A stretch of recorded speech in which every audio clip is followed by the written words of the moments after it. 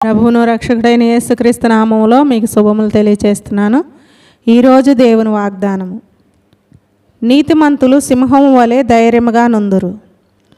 సామెతల గ్రంథము 28వ అధ్యాయం 1వ వచనం. నీతిమంతులు అంట ఖర్జూర వృక్షం వలె మోవివేయుదురని. మనకి దేవుడు ఇచ్చిన ఆధిక్యత ఏంటంటే ధైర్యం ఇస్తున్నాడు.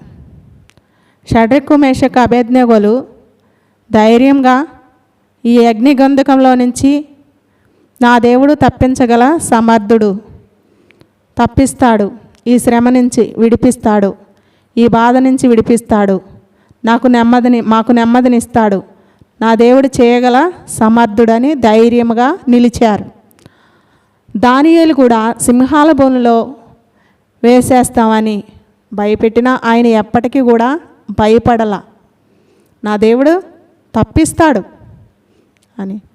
దానియేలుని తప్పించిన ఆ దేవుడే, షడ్రకు మేషకు అబేద్నెగోలను తప్పించిన ఆ దేవుడే, నోవహు జలప్రళయం వచ్చినప్పుడు కూడా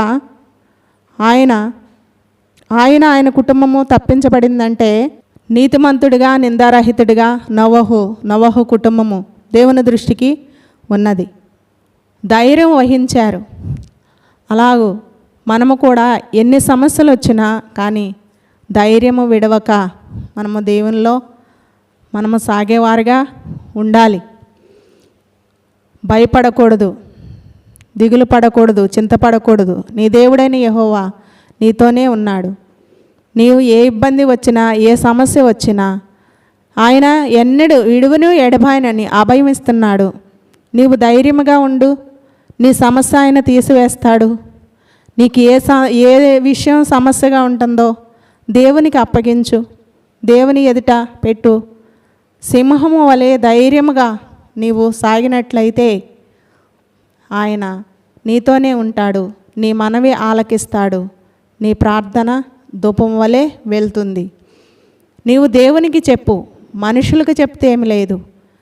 121వ కీర్తనలు అంటున్నాడు కదా, కొండల తట్టు నా కన్నులు ఎత్తుచున్నాను, నాకు సహాయం ఎక్కడ నుండి వచ్చును, యెహోవా వలనే నాకు సహాయం కలుగును. మనం దేవుని వలనే మనకు సహాయం కలిగేది.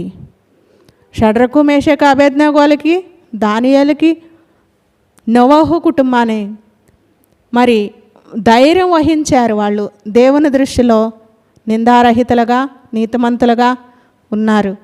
అలాగూ నీవు ప్రార్థన చేస్తే మరి నీ సమస్య అన్నిటినీ కూడా ఆయన తీసివేస్తాడు. నీవు ఏ విషయంలో చింతిస్తున్నావు, నీవే విషయంలో ఆలోచిస్తున్నావు, దేవునికి అప్పగించుకో. నీ భారం యెహోవా మీద మోపు, ఆయనే నిన్ను ఆదుకునేది. ప్రతి ఒక్క విషయము ఆయన నీ త్రోవలన్నిటినీ కూడా ఆయనే సారాళము చేస్తాడు. ధైర్యముగా ఉండు, నిబ్బరమ కలిగి ఉండు. నీతో కూడా వచ్చేవాడు నీ దేవుడైన యెహోవాయే. ప్రార్థన చేసుకుందాం.